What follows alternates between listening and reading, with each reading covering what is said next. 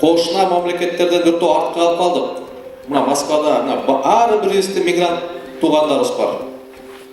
Мына менин деле бир тууган эже экен Москвада мисалы. Эмнеге казактар мигрант болбойт?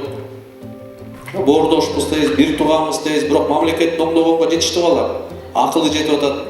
Биздин акылыбыз жокпу? Же алардын эле кен байлыктары бар болуп, биздин кен байлык жокпу? Бизде дагы толук кен байлык бар мамлекетти көтөргөнгө. Өзүбүз элибизге жараша. Болгону бизге туура башкаруу жетпейт. Бирөөнү күнөөлөп болбойт. Кытайды, же Россияны, же Американы. Бардык кептин бар өзүдө. Мен дагы мына бийликте иштеп жүрдүм, депутат болдум. Менде да жоопкерчилик бар. Демек, мен дагы кесиптештеримди жакшы көндүрө албай койдум, балким аларга түшүндүрө албай койдум. Мен да жоопкерчилигимди сезем.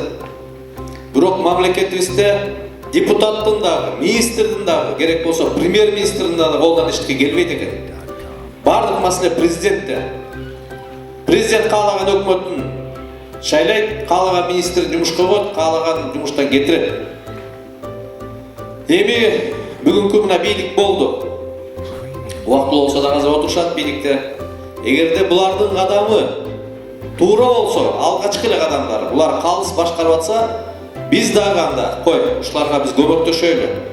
Кыргыз эли ынтымакта бир талашып, тартышып, бири-бирин жамандабай, ынтымакта бир башчы шайлап алайлы деп биз да колдомокпуз.